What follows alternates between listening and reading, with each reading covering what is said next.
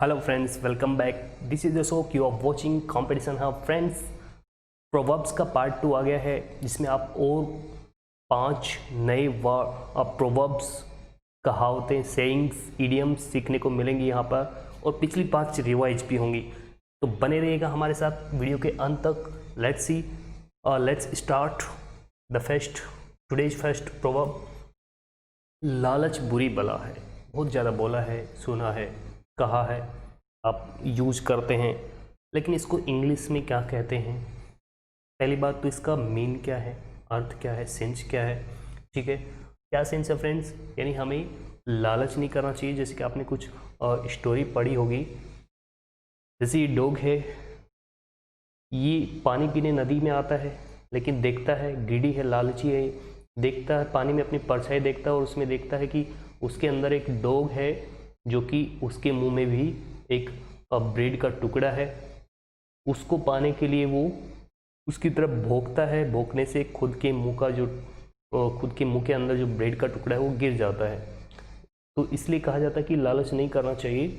ठीक है, let's see the English meaning. No vice like avarice. No vice like avarice. ठीक है, vice का मतलब क्या है friends?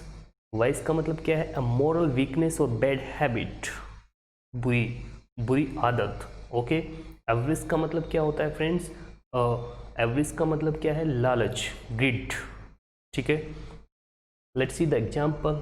When the greedy dog drop the piece of bread in the water and learn that there is no vice like avarice. Greedy dog ने क्या किया? Piece of bread जो था वो पानी में गिरने के बाद उसको सबक मिला, सीखा उसने, that there is no vice like avarice. ठीक है, लालच बुरी बला है। तो पिछले लेक्चर में हमने पढ़ा था टू रेक द माइंड। इसका हिंदी सेंस क्या होगा फ्रेंड्स? आपको याद रहना चाहिए, टू रेक द ब्रेन का मतलब था अकल के घोड़े दौड़ाना। शेर को उसकी मांद में ललकारना, यानी शेर को उसकी मांद का मतलब गुफा, डेन के सामने जाकर ललकारना क्या है? मूर्खता है। भी किसी को उसके घर में जाकर, उसके सामने जाकर चोट करना। ठीक है, जैसे इसका इंग्लिश सेंस इंग्लिश में कैसे कहेंगे? To beard the lion in his den. ठीक है फ्रेंड्स, शेर को उसकी मान में ललकारना। एग्जाम्पल देख लीजिए। इट इज नो वाइज, ये बुद्धिमता नहीं है, मूर्खता है। क्या? फॉर यू, तुम्हारे लिए क्या चीज? To beard the lion in his den, शेर को उसकी मान में जाकर ललकारे हो। ठीक है, let's see the next proverb. इससे पहले आपको ये बताना है कि a small leak sink a great ship. इसका मतलब क्या था फ्रेंड्स? इसका मतलब था कि घर का भेदी लंका ढाए। हिंदी में इसको क्या कहेंगे हम? घर का भेदी लंका ढाए। एक तरफ कुआं दूसरी तरफ खाई, एक तरफ कुआं दूसरी तरफ खाए, मतलब दो समान मुसीबत के बीच में फंस जाना। क्या है इसको इंग्लिश में कैसे कहेंगे फ्रेंड्स? देखिए, between the devil and the deep सी। एक तरफ कुआं दूसरी तरफ खाई, यानी दो समान मुसीबत के बीच में फंस जाना। एक तरफ कुआं है, दूसरी तरफ जाओ तो खाई है। कुएं में गिरे, खाई में गिरे, बात तो एक ही है। ठीक है, तो यानी दो समान मुसीबत के बीच में फंस जाना। तो friends, let's see the example. English में क्या कहेंगे? Between the devil and the deep sea. Okay, let's see the example. Trying to please both his boss and his wife. Trying to please का मतलब यहाँ पर खुश करने से है। बोथ, दोनों को, his boss and his wife, अपने बॉस और वाइफ को, दोनों को खुश रखना। Puts him between the devil and the deep सी। उसके लिए क्या है? एक तरफ कुआं, दूसरी तरफ खाई। ठीक है, कैसे है? थोड़ा दिमाग लगाइए। Let's see the next example. एक पंथ दो काज। फ्रेंड्स, यहाँ पर जो आपने पढ़ा, birds of a feather flock together, इसका मतलब क्या था फ्रेंड्स? चोर चोर मौसेरे भाई। ओके, एक पंथ दो काज, एक तीर से दो शिकार करना।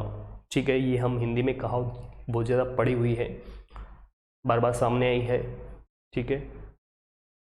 तो इसको इंग्लिश में हम कैसे बोलते हैं, देखिए, to kill 2 birds with 1 stone, एक पत्थर से 2 पक्षियों को मारना, मतलब एक पंथ 2 काज।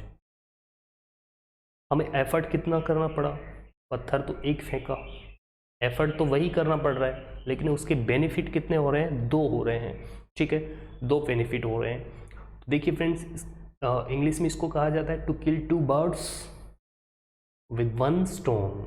ओके, एग्जाम्पल देख लीजिए, my going to the office, मेरा ऑफिस जाना, बाइसिकल यानी साइकिल से ऑफिस जाना, किल मारता है, किल करता है, किल्स 2 बर्ड्स विद 1 स्टोन, 2 पक्षी, मेरा साइकिल से जाना 2 पक्षियों को मारता है एक पत्थर से। इसका मतलब ये नहीं है, ये साबित होता है क्या कि मैं एक पंथ 2 काज करता हूँ यहाँ पर। कैसे, because it keeps me healthy and saves money, cycle से जाता हूँ तो उससे मैं हेल्दी भी रहता हूँ और धन की भी बचत हो जाती है।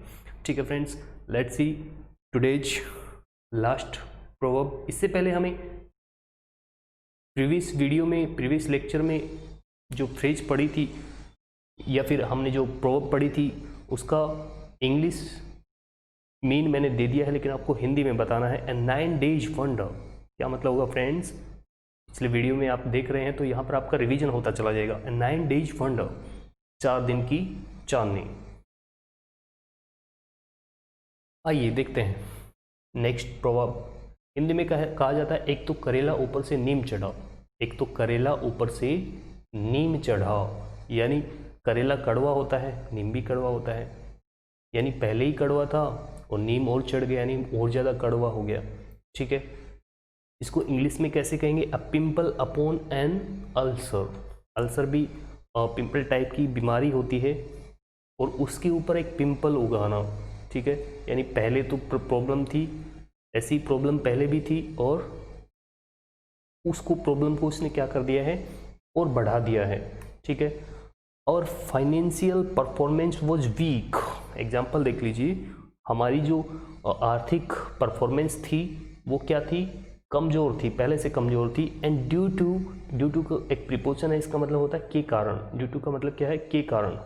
कोविड-19 के कारण इट हैज बिकम वीकर, और अधिक कमज़ोर हो गई है, ये और अधिक कमज़ोर हो गई है।